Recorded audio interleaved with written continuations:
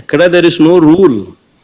నీకు ఇంతమంది శాసనసభ్యులు నీకు ఉండాలి, ఉంటేనే నీకు ప్రతిపక్ష హోదా ఉంటుంది అని ఎక్కడ రూలింగ్ లేదు. ఇన్ఫ్యాక్ట్ ఢిల్లీ అసెంబ్లీలో బీజేపీకి 3 అసెంబ్లీ స్థానాలు గతంలో. ఆప్ బీజేపీకి ప్రతిపక్ష హోదా ఇచ్చింది.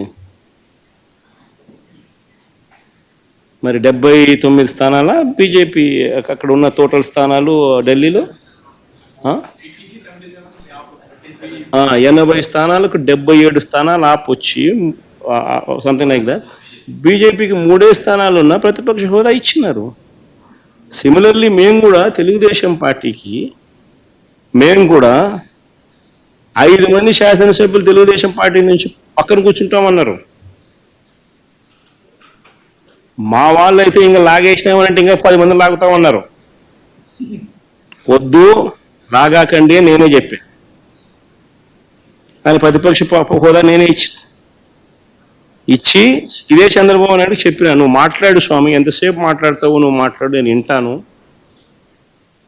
నేను విని నీకు సమాధానం చెప్తాను, నువ్వు మాట్లాడాలనేదే నా కోరిక, నువ్వేం అడుగుతావు అడుగు స్వామి అని చెప్పి నేను చెప్పిన అసెంబ్లీలో. కావాలంటే నా స్పీచ్ లేనండి అసెంబ్లీలో నేను అన్న మాటలు.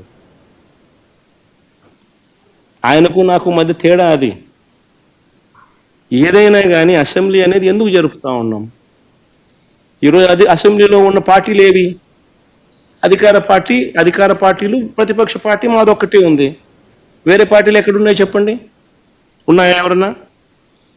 మన ప్రతిపక్ష పార్టీ అనేది ఎవరికి ఇస్తారు? మాకు ఇవ్వకపోతే ఎవరికి ఇస్తారు చెప్పు? ఉన్న వాళ్ళందరూ మంత్రివర్గంలో మంత్రివర్గ సభ్యులుగా మీరే ఉండరు, మీరే గవర్నమెంట్లో ఉండరు, అంతా మీరే రూలింగ్లో ఉండరు. మీరే ప్రతిపక్ష పాత్ర ఎట్ట పోషిస్తారు స్వామి? నాకు అర్థం కావడంలా. అధికార పార్టీ మీదే, ప్రతిపక్ష పార్టీ మీదే, డబుల్ యాక్షన్. ఇదేమన్నా హీరో నువ్వే? అది నేను చెప్పే స్వామి, 2 పాత్రలు డబుల్ యాక్షన్. ఒక పక్క నువ్వే కొడతానంటే ఈ పక్క నేనే కొడతానంటే ఎట్లా కుదురుతావు స్వామి? అది ఉండేది ఈరోజు అసెంబ్లీలో 2 పార్టీలు ఉన్నాయి. వాళ్ళంతా కలిపి అధికార కూటమి. ఉన్నోళ్ళంతా ఆ పక్క ఉన్నారు. ప్రతిపక్షం ఉండేది మా పార్టీ తప్ప వేరే ఏ పార్టీ ఉంది? వేరే ఏ పార్టీ లేదు. సో వేరే ఏ పార్టీ లేనప్పుడు ప్రతిపక్షం అనేది ఎవరికి ఇవ్వాలి? ప్రతిపక్ష పార్టీగా గుర్తింపు అనేది ఎవరికి ఇవ్వాలి? ప్రతిపక్ష పార్టీగా ఉన్న వాళ్ళకి ఇవ్వాలి. సో న్యాచురలీ ఆ పార్టీకి ఎంతమంది అన్నా ఎమ్మెల్యేలు ఉండని స్వామి, వాళ్ళకు లీడర్ అనేవాడు ఉంటాడు కదా. సో ఆ లీడర్ని ఏమంటారు? ప్రతిపక్ష నాయకుడనే అంటారు కదా, వేరే పేరు ఏమన్నా అంటారా? సిద్ధమని ఎగిరిపడ్డారు. అసెంబ్లీకి రండి, చర్చకు సిద్ధమా అని సవాలు విసురుతున్నా అనంతపురం నుంచి. అవునా కాదా తమ్ముళ్ళు అడుగుతున్నా? అసెంబ్లీకి రావాలా లేదా అని అడుగుతున్నా. ప్రతిపక్ష హోదా కావాలంటారు. రాజకీయాల్లో ఓనామాలో తెలియని వాళ్ళు. ప్రతిపక్ష హోదా నేను ఇచ్చేది కాదు. ఎవరిచ్చేది చెప్పండి? మీరిచ్చేది ప్రతిపక్ష హోదా. ముఖ్యమంత్రి పదవి ఎవరిచ్చారు? నాకు ఎవరిచ్చారు? తమ్ముళ్ళు మీరందరూ కలిసి ఆ నాయకుడికి ఒక క్లాస్ తీసుకోవాలా?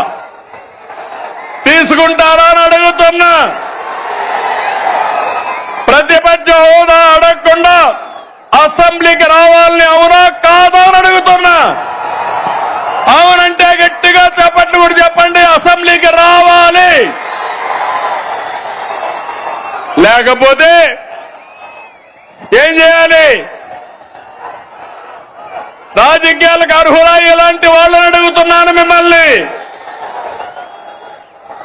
తమ్ముళ్ళు శాసనసభకు రాకుండా రప్ప అని రంకెలేస్తున్నారు. తీరు మారిందా అని అడుగుతున్నా మిమ్మల్ని. రప్ప అంటే ఇక్కడ చూస్తూ ఊరుకో ఉండడానికి, ఇక్కడ ఉండేది సిబిఎన్ పవన్ కళ్యాణ్.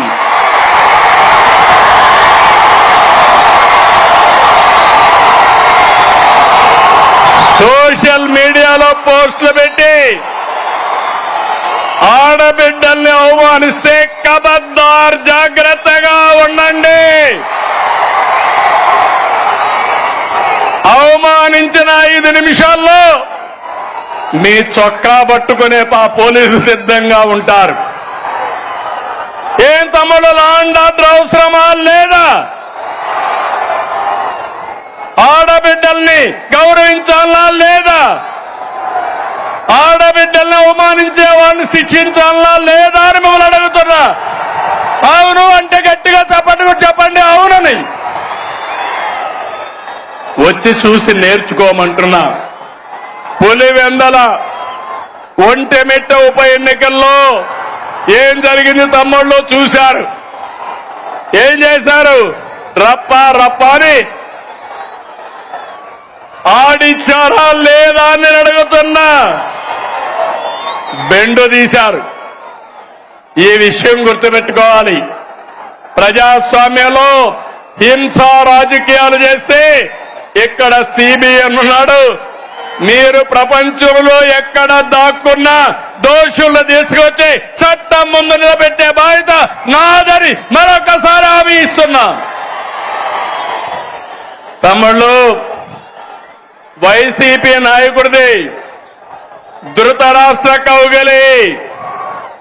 ఎవరైనా పొరపాటున ఫేక్ మాటలు నమ్మి యామారితే ధృతరాష్ట్ర కౌగులికి బలైపోతారు. 5 ఏళ్ళు అయిపోయామా లేదా అని మిమ్మల్ని అడుగుతున్నా. 5 ఏళ్ళు మీ ముఖంలో నవ్వు చూసావా అని అడుగుతున్నా. ఈరోజు స్వేచ్ఛనిచ్చామా లేదా అని మిమ్మల్ని అడుగుతున్నా. అవునంటే గట్టిగా చెప్పండి అవునని. తమ్ముళ్ళు, రాయలసీమ తెలుగుదేశం ఆవిర్భావంతోనే సీమ ప్రజల జీవితాల్లో మార్పు వచ్చింది. సీమ ప్రజల జీవితాలు మార్చేందుకు సాగునీటి ప్రాజెక్టులతో ప్రారంభించిన